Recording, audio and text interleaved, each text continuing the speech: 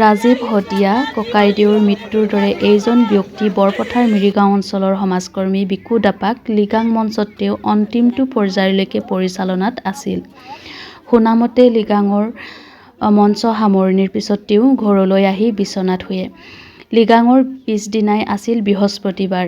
এই বৃহস্পতিবাৰ দিনাখনেই তেওঁৰ পুত্ৰীৰ পৰীক্ষা লৈ বুলি তেওঁ উঠিবলৈ চেষ্টা কৰে, কিন্তু যাব নোৱাৰিম বুলি নিজকে ভাবি তেওঁ ভতিজাকক পঠিয়ায়। তাৰ পাছত আকৌ মুখ হাত ধুই বিচনাখনত শুই পৰে চিৰদিনৰ বাবে।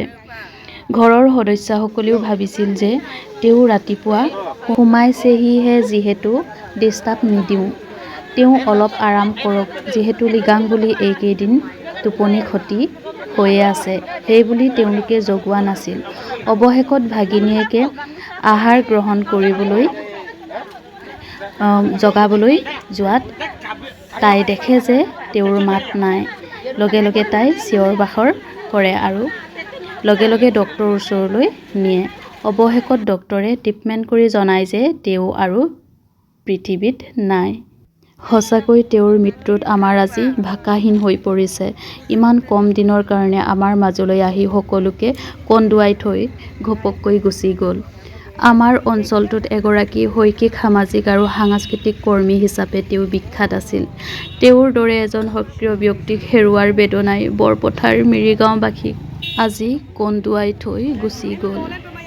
তেওঁৰ মৃতকৰ শোক প্ৰকাশ কৰিছোঁ, লগতে পৰিয়ালটিলৈ সমবেদনা জ্ঞাপন কৰিছোঁ। আৰু এটাই কওঁ যে ভগৱানে তেওঁৰ বিদেহী আত্মাক চিৰশান্তি প্ৰদান কৰে যেন।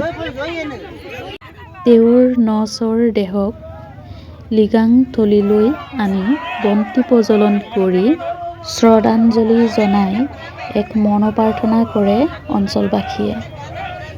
এয়া ৰেলীৰে মৃতদেহটোক বাসভূমিত লৈ অনা দেখিবলৈ পোৱা গৈছে আপোনালোকে, আৰু এইটোৱে হৈছে তেওঁৰ বাসভূমি।